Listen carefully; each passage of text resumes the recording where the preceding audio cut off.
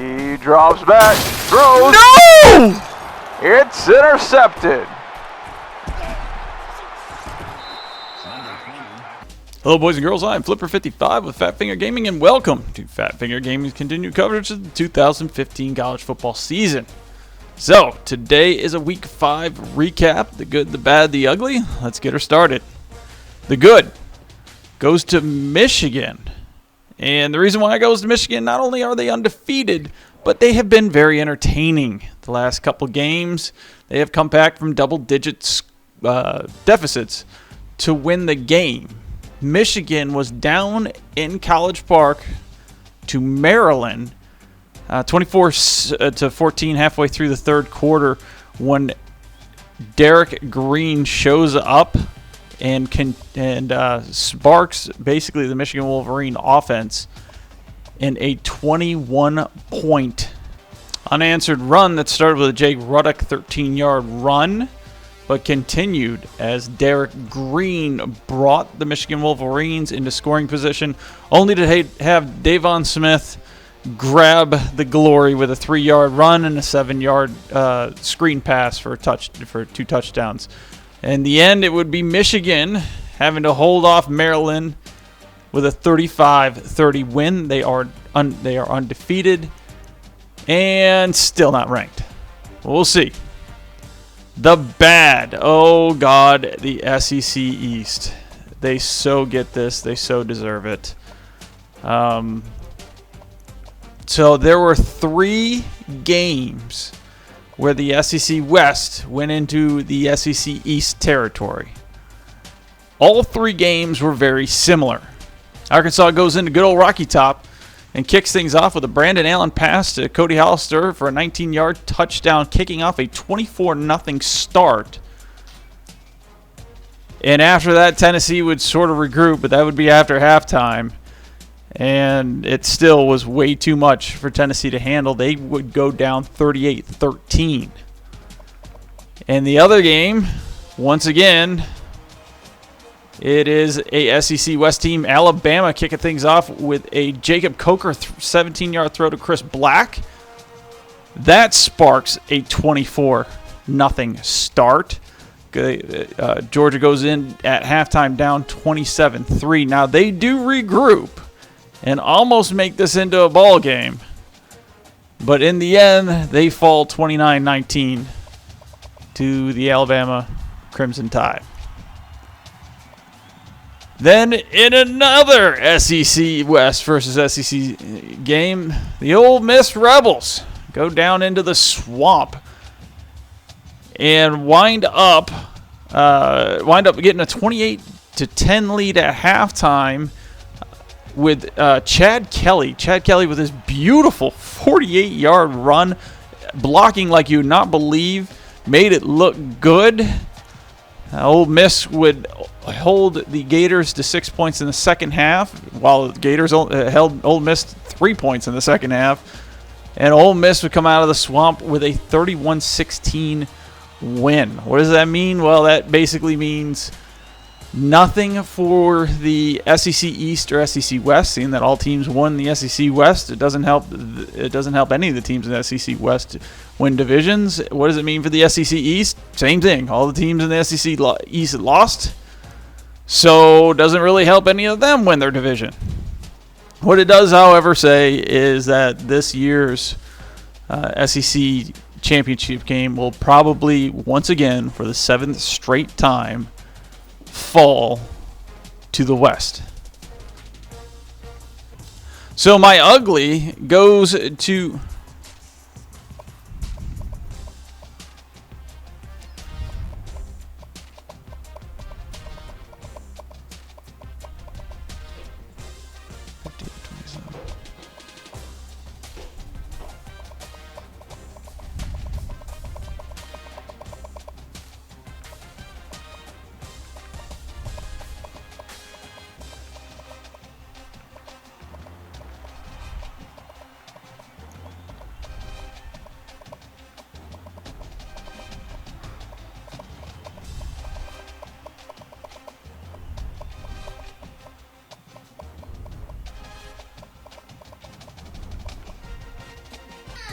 So my ugly goes to Fat Finger Gaming's broadcast of number 1 versus unranked teams. We first saw this with Ohio State going down to Blacksburg and losing to Virginia Tech 58-27.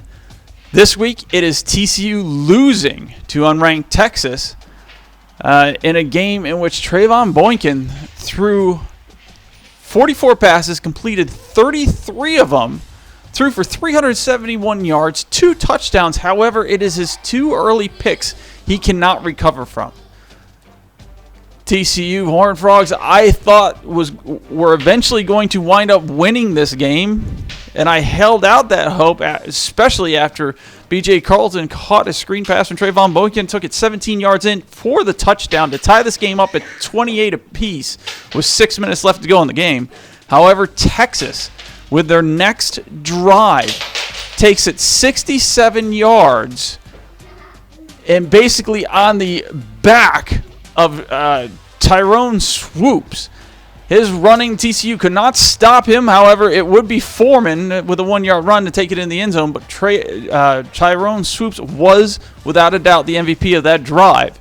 TCU gets the ball back with a chance to tie. Still, I had hopes that these guys were going to come back, tie and win it in overtime.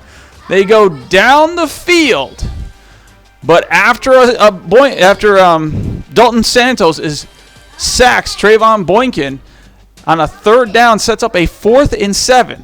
Trayvon Boykin drops back, drops it down to B.J. Carlton. B.J. Carlton is stopped by Timothy Cole just a mere couple feet away from the 1st down marker, and it solidifies Texas upset win over TCU in Fort Worth. Now, this could be one of 2 things. It could mean that TCU isn't as strong as I thought they were. It could mean TCU is as strong as I thought they were in real life. However, actually, I think they're going to be dominating in real life. However, Fat Finger Gaming has decided that they're not dominating. Or this could just be an anomaly in which TCU had to drop some stupid game in order to solidify itself and go and wreck people from here on out. We will see. However, as you can see, it has cost them the number 1 spot and actually has cost them a top 10 position. It has cost them a top 10 position. They fell all the way down to 11. Everybody else bounced up. I don't believe anybody dropped in the top 10 other than that. No, somebody did. So Bama jumped up to 3rd with their win over Georgia. We have a undefeated USC who was on bye. They stayed where they were. Florida State stayed where it is. Undefeated Notre Dame has moved up. Ohio State has the Terps. I wonder if they're gonna give them just as bad of a time as Michigan. Other than that, there he is. By the way, here we go. This is going to be a fun one this week. Number 3, Alabama versus number 10, Arkansas. Both undefeated in the SEC. Arkansas is undefeated, period. We will see if Arkansas can knock off the Crimson Tide off that SEC stoop, try to get their chance to stand at the podium of the divisional winners. Everybody else got a Georgia-Tennessee game, which is going to be fun. As you can see there, Louisville, actually pretty much a shocker. My NC State, it was a rough one. It was a close one. I'm not going to give too much away from the NC State online dynasty eventually, or offline dynasty. Eventually, I will have those things posted up.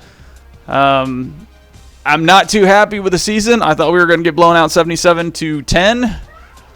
We scored about the same points as I thought we were going to score. However, we did actually make it look good. Only allowing 23. Virginia Tech is up next. You can see number 16. I'm actually sort of confident that we may pull the upset in Blacksburg. We don't know.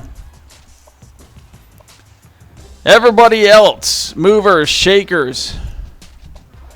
Oh yeah, that's who dropped out of the top 10. Georgia, with their loss against Alabama, dropped down to 13, which is which is fine. They'll eventually get back up in the top 10. I think they probably deserve to be in the top 10. We'll see, though. They got Tennessee. We're going to see that game this week. Miami, Florida State. Got some ACC teams in here at the bottom. And then our new to the top 25, we got Arizona. And Arizona, believe it or not, we are going to see them this week. Not because I want to see them play Oregon State, but, of course, EA sim them a freaking loss. Which means I have to play it out. So hopefully Arizona just completely dismantles Oregon State, and it's not a game worth watching. Texas is up in the top 25 just in time for the Red River shootout. Red River rivalry actually does roll off the tongue, but I do like the Red River shootout moniker.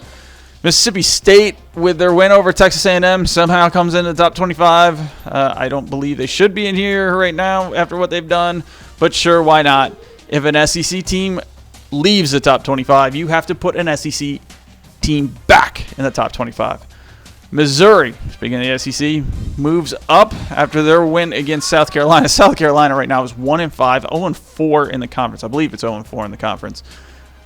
Spurrier right now is probably about to have an aneurysm and a stroke and a heart attack all at about the same time. And but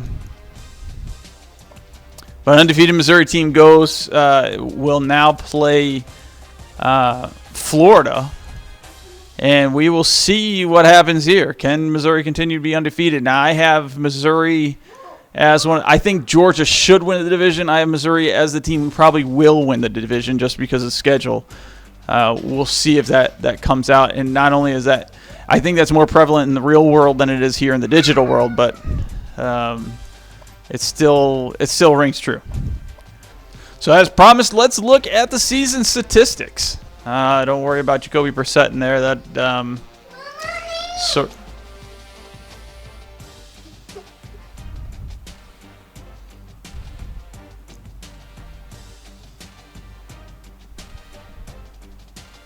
As promised, let's look at the statistics from around the league after 5 weeks. Don't worry about Jacoby Brissett down there. That sort of makes me want to puke.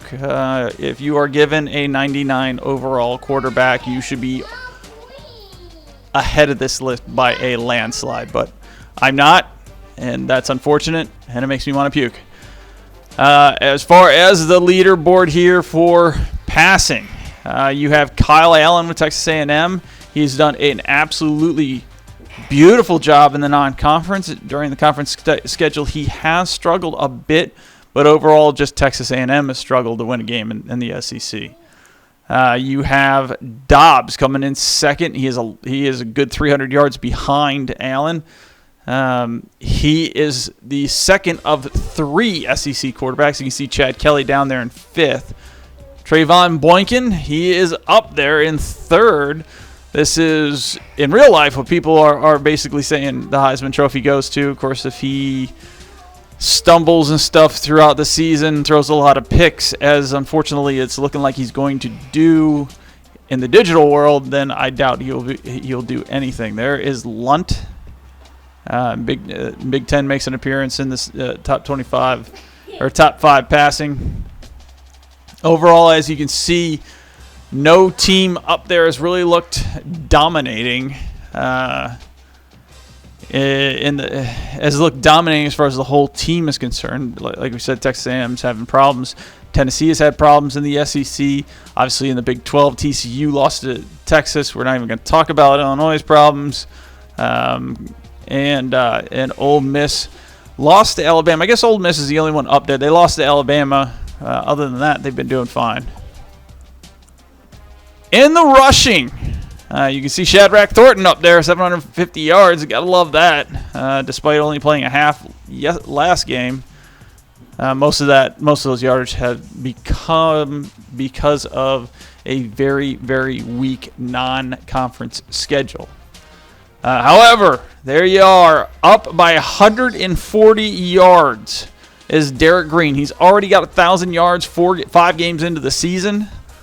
He has run for over 200 yards 4 out of 8 times. He is looking for Marcus Allen's record 8 200-yard games in one season. I do think he can do it. Next up is Northwestern. We'll see. Fournette from LSU is ranked second. Royce Freeman is third.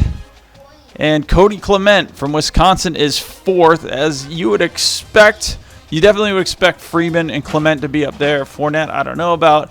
Green, I would never expect to be in there. But I'm sort of thinking plug any halfback in to the Harbaugh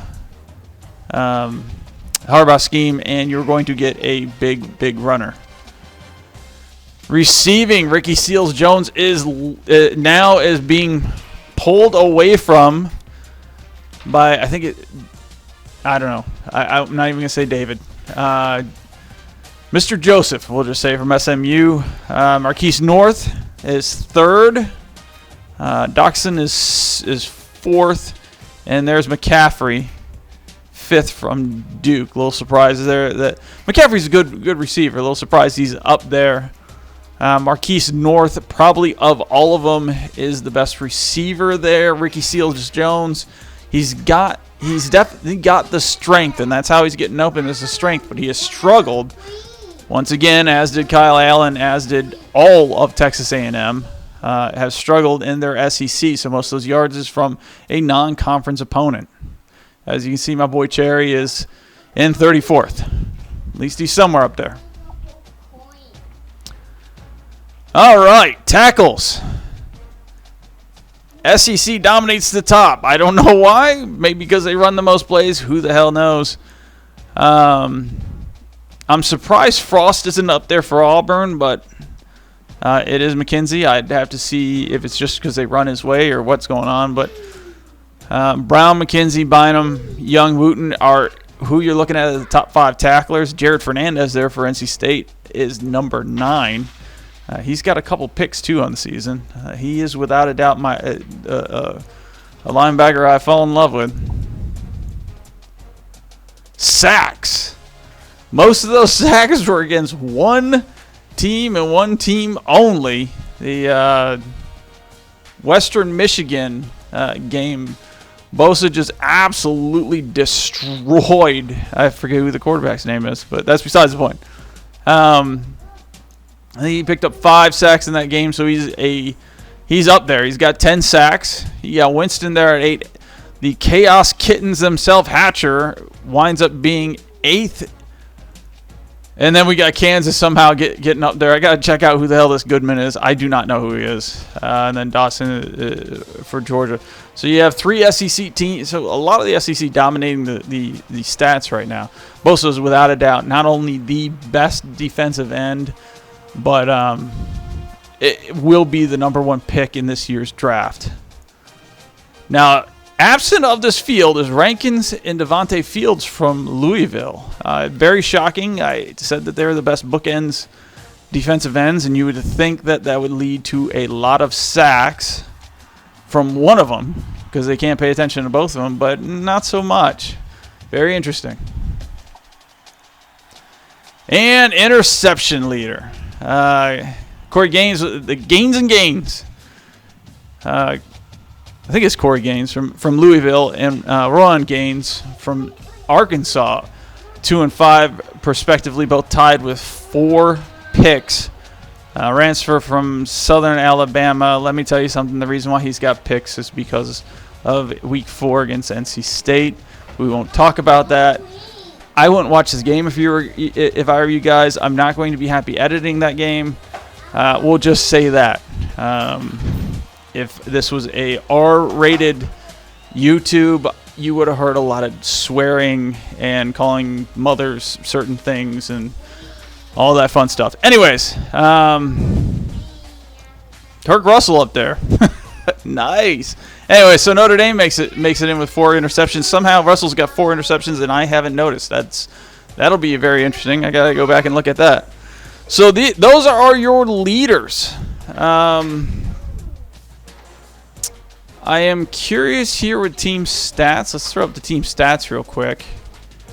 And I want to see.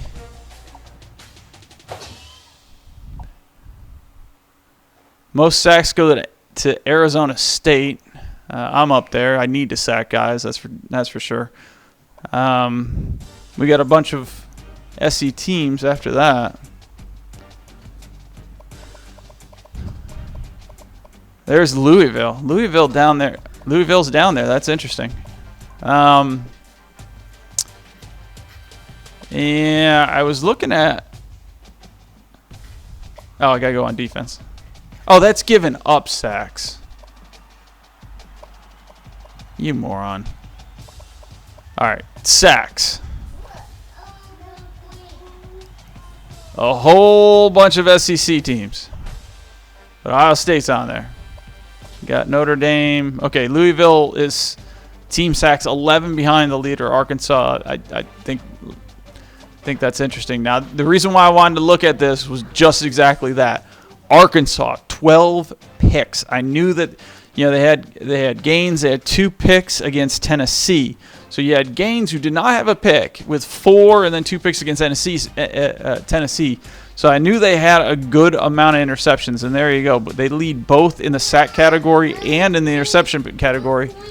That right there is a defense I do not want to face as a quarterback. So it ought to be interesting. Look at that, Maryland up there with 9 interceptions. All right, so we did the individual stats. We did the team stats. Let's just get a little update here at the Heisman. So our Heisman watch brought to you by Nissan.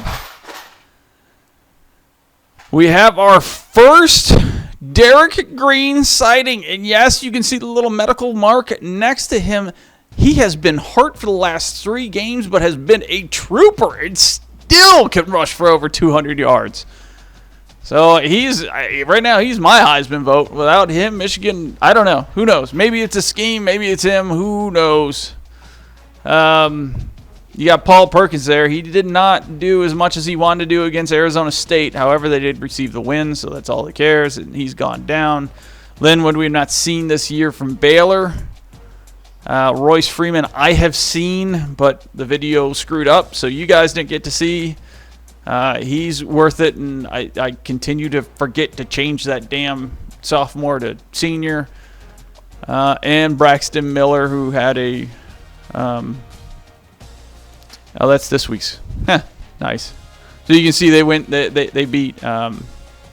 they wind up beating Maryland 38-28. I have already simmed all the games that we're not going to play, so you can see Oregon won Washington State. Anyways, that is your Heisman watch for the end of Week 5 going into Week 6. That is the end of the weekly recap. I hope you guys are enjoying the season. And do me a favor with the fact that I've got a little... fun thing going on with my wife, who continues to talk about this YouTube channel with the Shih Tzu. Do me a favor and subscribe so I can finally get more subscribers than a dog. Not only a dog, a Shih Tzu. Not a Dobie, not a pit bull, not anything fun, not a massive that can pull a truck. Not even a squirrel riding on, or a monkey riding on any dog back. We're not talking about this. We were just talking about a Shih Tzu. So please, please, please, please subscribe so I can finally beat the Shih Tzu channel and move on with my life. I appreciate it. I hope you guys enjoy. Y'all have fun.